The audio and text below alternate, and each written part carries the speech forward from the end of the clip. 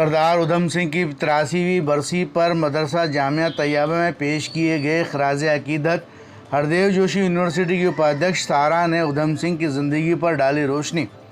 शास्त्री नगर नारीकनाका स्थित मदरसा जामिया तैयबा में सरदार उधम सिंह को याद किया गया और उनकी 83वीं बरसी पर मदरसा सचिव, स्टाफ व बच्चों ने खराज अकीदत पेश किए।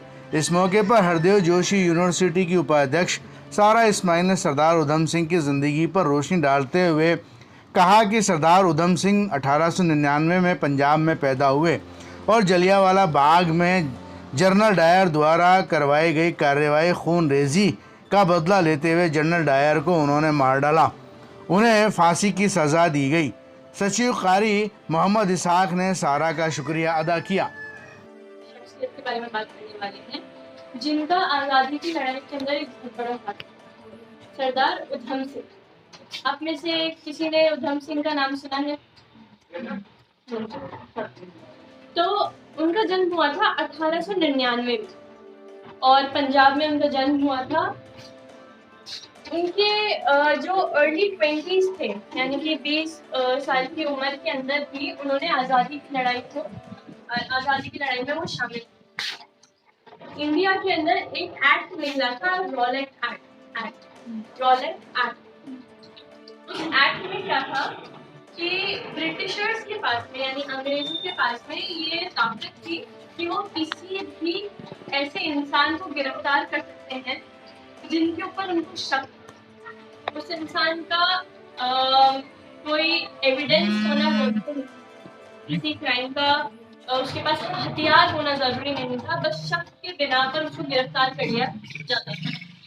तो ये लोगों के खिलाफ एक बहुत खराब चीज अंग्रेजों ने करी थी और काफी सारे बेगुनाह लोगों को गिरफ्तार किया जा रहा था।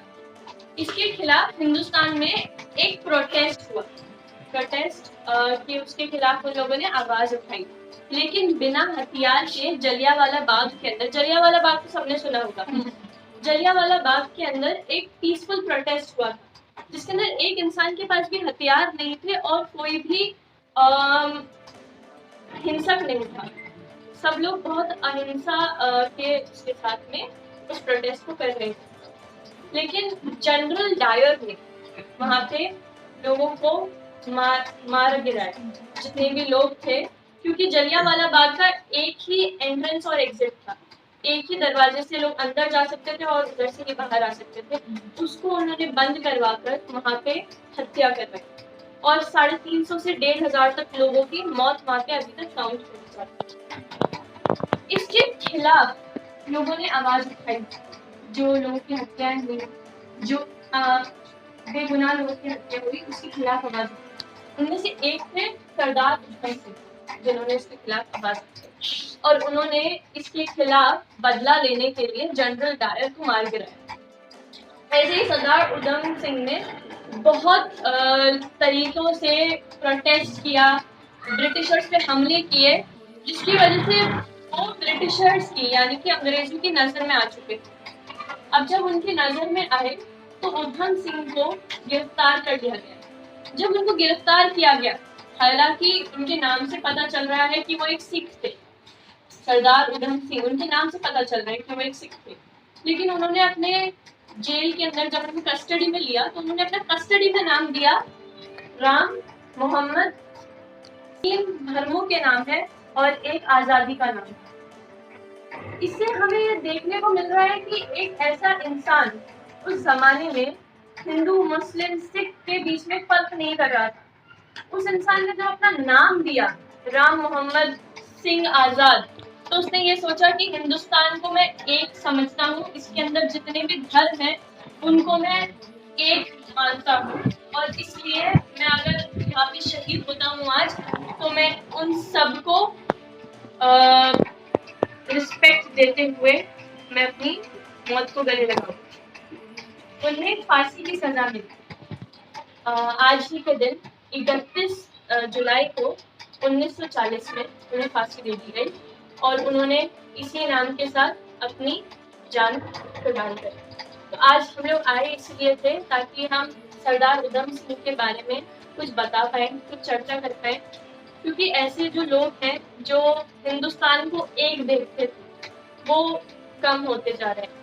हिंदुस्तान जो है वो फिर से बढ़ता जा रहा है।